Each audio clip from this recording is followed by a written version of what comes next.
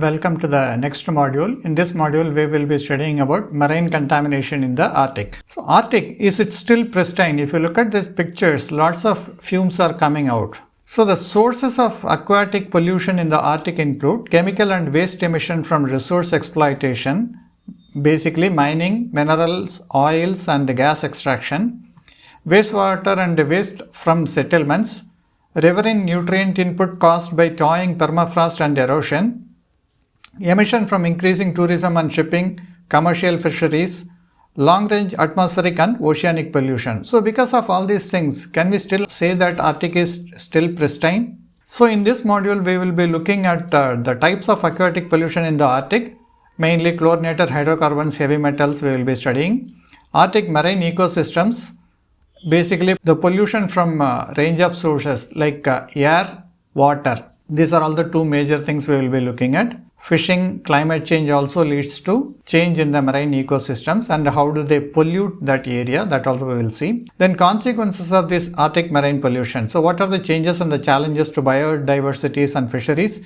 and how it affects the local food and livelihood for indigenous Arctic communities. All these things we will be looking in this particular module. So the Arctic marine pollution's recognition started from 2001.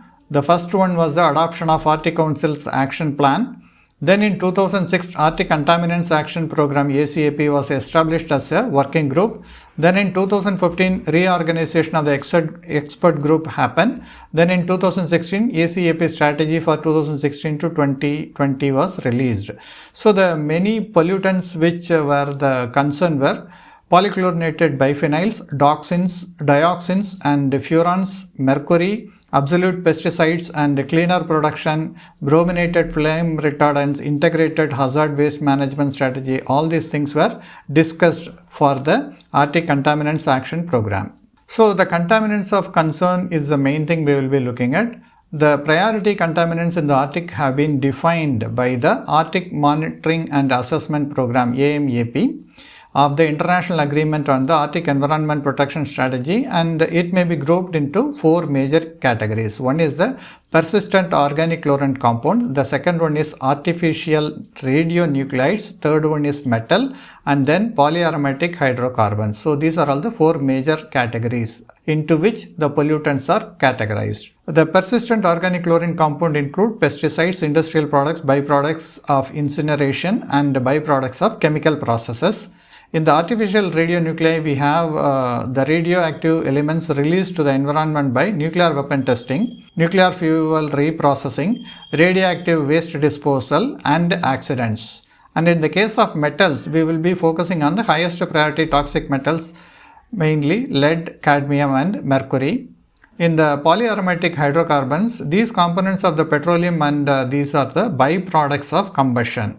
Let us look at what are the contaminants of concern. In the Arctic food web, the transfer of lipid or fat from herbivorous or zooplanktons or the primary producer to the top predator can take place within 6 months because it is a very close-knit food web. That is the reason if something happens in the marine system, it immediately comes out because many of the predators eat fish in the Arctic region. So that's the reason the food web is quickly affected because of any pollution which is entering the Arctic Ocean. And due to the high lipophilicity nature of the chlorinated organic contaminants, they are concentrated in the fat tissues of most species found in Arctic food chain. These contaminants have biological and chemical persistence as well as high bioaccumulation and biomagnification potentials. So these are the two major problems, bioaccumulation and biomagnification. Bioaccumulation means they get accumulated in the particular species, and magnification means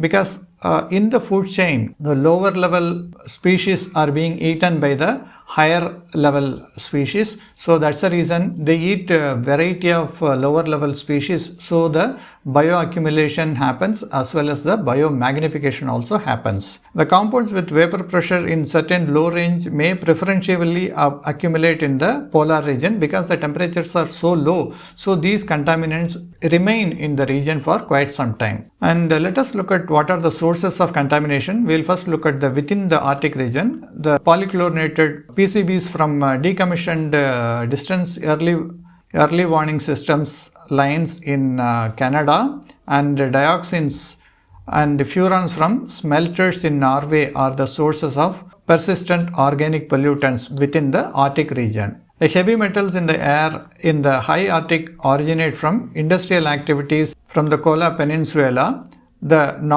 Norilsk Industrial Complex, the Ural Mountains, that is, it is from the outside of the Arctic region, and the Pechora Basin.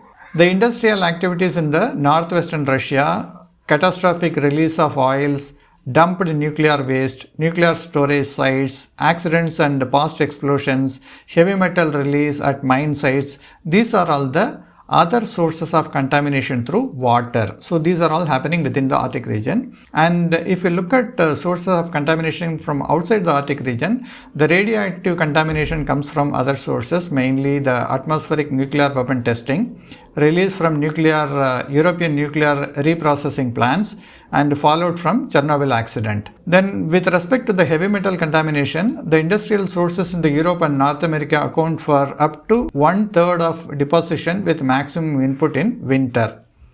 Sulfur and nitrogen compounds from sources associated with industries, energy production, and transport in the areas removed from the Arctic result in low but a widespread level of these contaminants throughout the Arctic region. So these are all from the outside of the Arctic region.